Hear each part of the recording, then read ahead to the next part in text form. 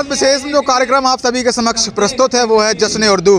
अब जानने की प्रयास करते हैं कि जश्न उर्दू में ऐसी कौन सी चीज़ें हैं जो आप दिखाने का प्रयास कर रहे हैं। देखिए, सबसे पहले तो क्योंकि ये एक साहित्य अकादमी है, मध्य प्रदेश उर्दू अकादमी, तो जितनी भी साहित्यिक गतिविधियाँ हो सकती हैं जश्न उर्दू के माध्यम से हम वो यहाँ पर मुनक़िद कर रहे हैं।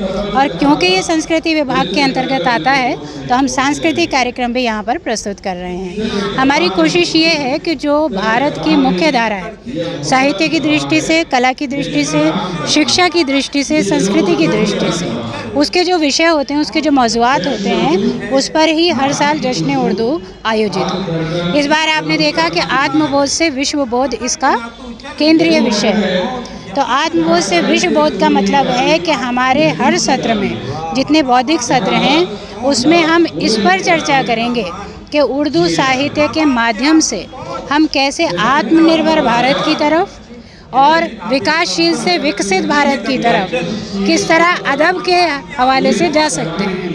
इस वक्त देश को इसी विषय की बहुत ज़रूरत है। हमने वही विषय चुने हैं जो कि देश की ज़रूरत होते हैं। हम चाहेंगे जैसे स्त्री विमर्श है, उसमें भी लोग आके सुने कि उर्दू साहित्य में स्त्रियों के बारे में, महिलाओं के बारे में साहित्य में क्या लिखा गया है, आज के दौर में वो कितना प्रासंगिक है। इस तरह की चर्चाएं हैं। बहुत सारे सांस्कृतिक कार्यक्रम हैं, सूफियाना कव्वाली है, बैंड जो नए नए देशभक्ति के बने हैं उनकी प्रस्तुतियां हैं, और एक जो फिल्मों के साथ, थिएटर के साथ उर्दू का एक सफ़र होता है। उनके जो एक्टर्स होते हैं, उर्दू की क्या भूमिका उनकी ज़िंदगी में रही है, वो सब भी यहाँ पर आयोजित हो। मैं देख रहा हूँ कि बाहर से जो पोस्टर बाहर लगे हुए हैं उनमें एक नाम वंदे मातरम खास तौर पे देख रहा हूँ मैं। तो वंदे मातरम में क्या कुछ कार्यक्रम हो रहे हैं? ये नाम बहुत बड़ा सिंबल है भारत के लिए। ये सिंबल आपने बहुत अच्छी बात पूछी है। देखिए, वंदे मातरम के बारे में बहुत सारे भ्रम हैं। वंदे मातरम में ऐसा नहीं है कहीं भी कि इसका विरोध होना चाहिए। हमने इस चीज़ को इस जश्न में इसलिए रखा कि वो लोग इसमें बड़ी तादाद में होंगे जिनको इसकी सही जो रूप है इसका नहीं पता है। तो इसमें हमारे यहाँ एक पूरा सत्र है वंदे मातरम उर्दू ज़बानों अदब के हवाले से। उसमें इसके बारे में क्या कहा गया है और क्या इसके अंदर कंटेंट है, किस चीज़ का विरोध हो रहा है, इस पर बात होने वाली है, वो नहीं होना चाहिए। ये चीज़ हम इसमें साबित करेंगे अपने सत्रों के माध्यम से। ये इसका जो साहित्यिक निष्पत्ति है, इसकी जो लिटरेरी इसका स्वरूप है, उस पर बात होगी। तो उर्दू ज़बान अदब में भी इसका जिक्र है। बहुत सी चीज़ें मसलहतन सामने नहीं लाई गई, हम वो सामने लेकर आने वाले। वाकई ऐसे कार्यक्रम लोगों को प्रेरित करते हैं और लोग यदि यहाँ आते हैं तो कहीं ना कहीं मंचन तो होता ही है, लेकिन हमारी पुरानी सभ्यता के और भी व्यक्ति विशेष जाते हैं लोग। तो आपका ये कितने दिन का कार्यक्रम है और अलग अलग दिन में क्या क्या रूटीन वाइज? देखिए, 4 दिन का प्रोग्राम है। आज दिन भर हमने जितने भी देशभक्ति वाले बैंड्स हैं और सूफियाना, उनको हमने अवसर दिया। रात तक आज सूफियाना और देशभक्ति कार्यक्रम चले। अब कल से हमारे बौद्धिक विमर्श के कार्यक्रम चलेंगे और कुछ स्कूल कॉलेजेस के बच्चों को हमने अंताक्षरी, बैतबाजी से जोड़ने की कोशिश की है। एक प्रस्तुति वो होने वाली है।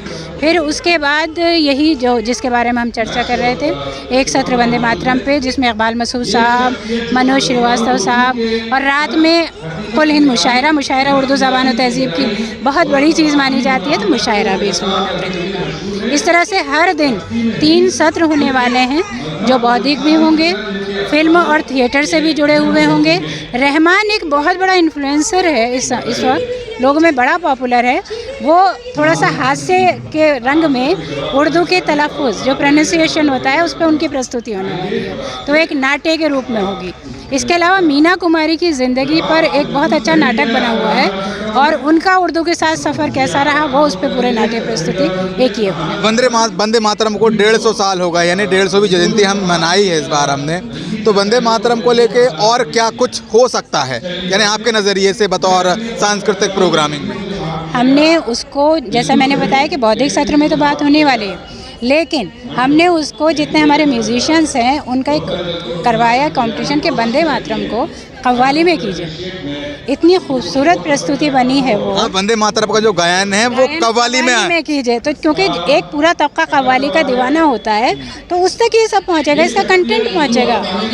जो लोग बिना पढ़े ही विरोध करने लगते हैं, कुछ म्यूज़िक के माध्यम से, कुछ हमारे जो आर्टिस्ट हैं उनके माध्यम से, कुछ हमारे जो विद्वान हैं उनके माध्यम से हम वंदे मातरम की छवि और इसके कंटेंट को लोगों तक पहुँचाएंगे। आपका नाम? Doctor Nusrat Mehdi, director Madhya Pradesh Urdu academy. हमारे साथ मौजूद हैं नन्हे सितारे जो आने वाले कल को शायरियों से भरेंगे। तो क्या शायरी है और क्या आप सुनाएंगे? एक शायरी आपकी नज़र कि बरसों गुजर गए कभी रोकर नहीं देखा, बरसों गुजर गए कभी रोकर नहीं देखा, आँखों में नींद थी कभी सोकर नहीं देखा, वो क्या जाने दर्द मोहब्बत, वो क्या जाने दर्द मोहब्बत जिसने कभी किसी का होकर नहीं देखा। क्या आप क्या सुनाने वाले हैं? जी मैं भी शायरी सुनाने वाला हाँ, हूँ। सुनाइए सुनाइए। लोग कांटों से बच के चलते हैं, हमने फूलों के जख्म खाए हैं, लोग गैरों की बात करते हैं, हमने अपने भी आजमाए हैं। आप लोग के लिए एक और शायरी। तेरी जुदाई में इतना पतला हो गया हूँ मैं, क्या तेरी जुदाई में इतना पतला हो गया हूँ मैं, चींटी भी ले जाएगी चारपाई से, क्या चींटी भी ले जाएगी चारपाई से। कैसे सीखा आपने ये? ये मैंने खुद ही अपने में बनाई है। अपने आप से? अच्छा, कुछ और सुनाइए। अपना घूमने अगर जाऊं, ढूंढने अगर जाऊं तो बेकसूर नहीं मिलते, मालिक मिल जाते हैं मजदूर नहीं मिलते। लोग जो BSS कॉलेज से यहाँ पर आए हुए हैं, जिनसे जानने का प्रयास करते हैं कि कार्यक्रम की क्या गतिविधियाँ आपने समझी। क्योंकि ये उर्दू का कार्यक्रम है तो हिंदी और उर्दू का एक मिक्सअप है, जिससे कई सारी चीज़ें खूबसूरत बन जाती हैं। शब्द शैली हो, हमारे अगल बगल के लोग हों, क्योंकि हिंदी में ज़्यादातर उपयोग चाहे गायन की विधाएँ हों या पारंपरिक रूढ़ियाँ, उसमें उर्दू का उपयोग किया जाता है। तो बतौर उर्दू के इस कार्यक्रम में आपने क्या सीखा, क्या समझा? तो हम लोग BSS स्पार्टन से हैं, हमारा एक कॉलेज का क्लब है, हम Bhopal school of social sciences से आए हैं यहाँ पे। और ये जश्न उर्दू बहुत ही अच्छा कार्यक्रम है। हम लोग जब से हम एज अ वॉलंटियर आए थे सब लोग यहाँ पे हमारे क्लब से, पर हम आके बैठे, हमने देखा, हमने उर्दू के कुछ नए लफ्ज़ सीखे, हमने शायरियाँ सीखी, शेर सीखे। अभी आप देख सकते हैं यहाँ पे 3-4 स्टेजेस लगे हैं, अलग अलग, सारी स्टेजेस पे अलग अलग प्रोग्राम हो रहे हैं, कवालियाँ हो रही है। मैं खुद पर्सनली कवालियों का बहुत बड़ा फ़ैन हूँ। और अब बाकी सारा दी बताइए हमारी। कवालियों में किसको फॉलो करते हैं आप? और एक हाथ गुनगुना दें यदि आती हो तो। मैं गाने में बहुत बुरा हूँ। नहीं, कुछ भी अल्फाज कुछ बता दें। कट।